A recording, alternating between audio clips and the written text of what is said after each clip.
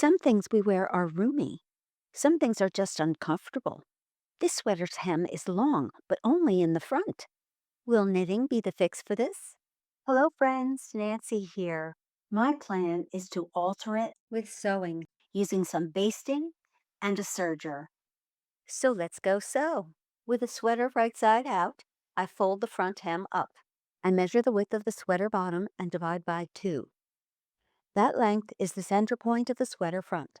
At this center, I turn up the sweater 2.5 inches.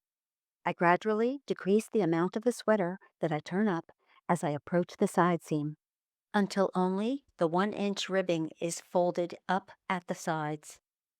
I baste the turned up hem right along the ribbing edge where it meets the body of the sweater.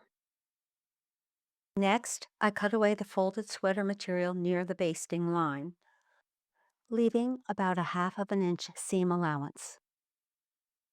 I adjust the stretched out ribbed hem for a better fit. Serger stitching stretches, so that makes it a great option for using on fabrics that stretch. Also, the serger trims away excess seam allowance while it makes a neat edge finish that contains fraying, all while making a seam. Almost time to start serging. But I'll need a long tail first, a serger thread tail. I'll make it at least 4 inches long before beginning to serge. I'll need that for later. If your serger comes equipped with a differential feed, test out turning the dial to a higher number when using stretchy fabrics to help prevent wavy seams.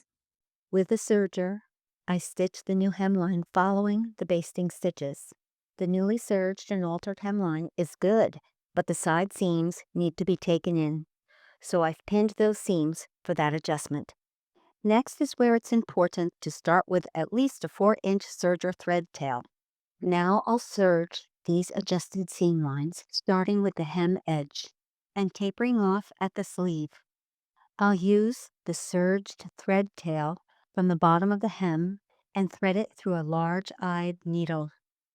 With the needle, I'll run the serger tail through the threads of the serged edge of each side seam for about 2 inches, then snip off the remaining threads from the serger thread tail. To minimize any bulk at the hemline, I'll press the serger seam toward the body of the sweater. I'll use a pressing cloth over the sweater seam. This will help keep the material from stretching.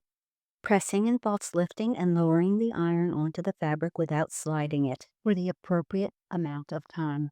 The side seams can now be pressed, and it's ready to wear. Okay, here's the before and the after. Thank you so much for watching. Check out the links for more sewing tips and techniques. Until next time.